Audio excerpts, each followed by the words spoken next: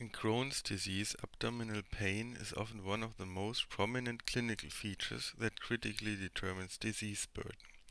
Upon anti-TNF therapy, there is a discrepancy between immediate abdominal pain relief and rapid reduction of clinical disease activity reflected by a drop of the Harvey-Bradshaw index and the belated onset of mucosal healing, which takes several weeks.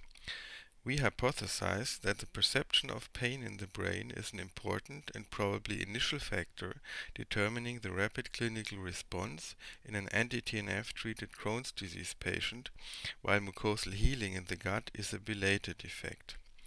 In order to investigate pain perception in the brain, we employed a functional magnetic resonance imaging approach in anti-TNF treated Crohn's disease patients. We investigated 4 Crohn's disease patients with clinical indication for anti-TNF therapy. All patients had mucosal ulcerations prior to this therapy. The anti-TNF therapy consisted of intravenous administration of 5 mg per kilogram infliximab at days 0, 14, and 42. Based on the HBI at the end of the study, there were 3 therapy responders who had a decrease of their HBI score of at least 2 points after 14 weeks of therapy. In contrast, the HBI of one patient not responding to the anti-TNF therapy remained at 18 throughout the whole study. Functional brain imaging was performed on a 3T Siemens scanner using an 8-channel head-phased array coil.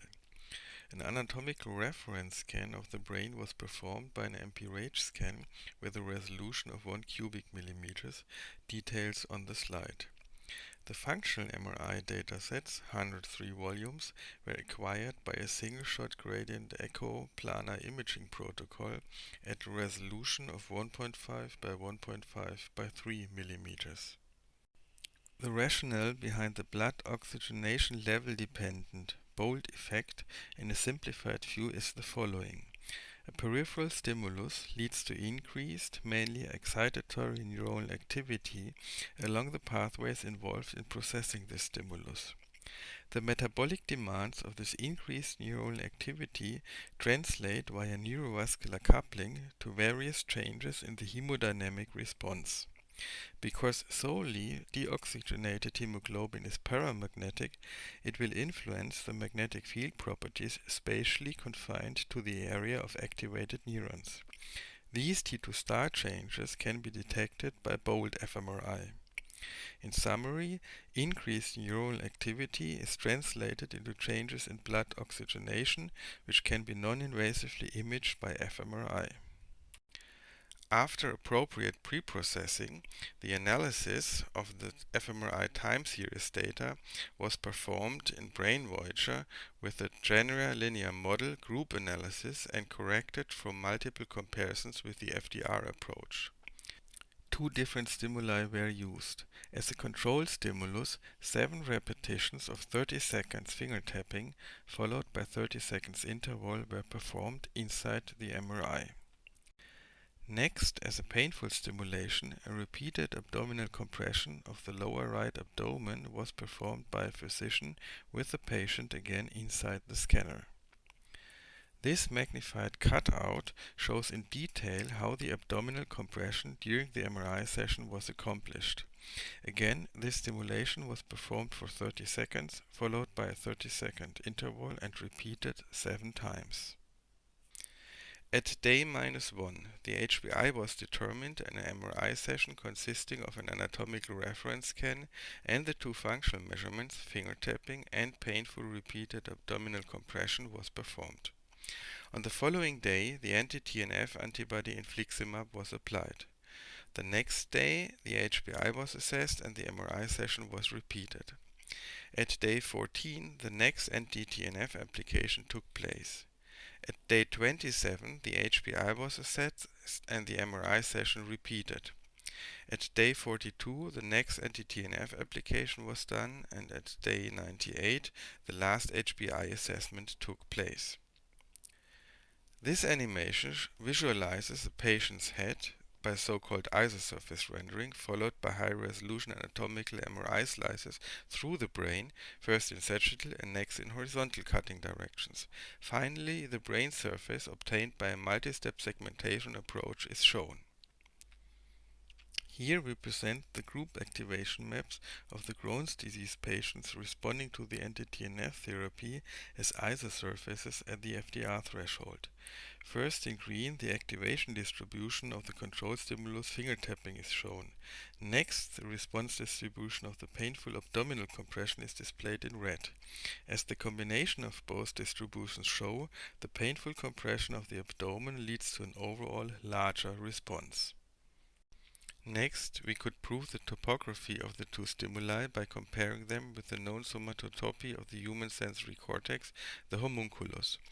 The abdomen is located at the top of the brain in the homunculus as well as in fMRI, whereas the finger representation are in both cases lateral and superior to that location. Now we present the group analysis activation distribution of the control stimulus finger tapping over the time course of the study for our Crohn's disease patients responding to the anti-TNF therapy. The volume of activation was between 38 cubic millimeters and 63 cubic millimeters. Intriguingly, the picture for the group analysis of the responders for the painful abdominal compression was different. As already mentioned, at day -1, before the onset of the anti-TNF therapy, we observed a larger activated volume, 153 cubic millimeters. As soon as 1 day after the first anti-TNF application, this activation dramatically decreased and even further shrank down to roughly 3 cubic millimeters at day 27.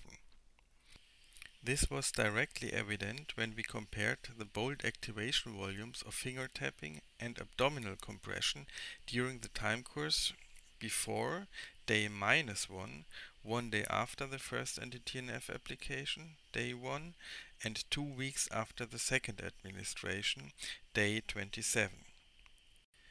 Next, we correlated over time the changes of the HBI to our quantitative fMRI results.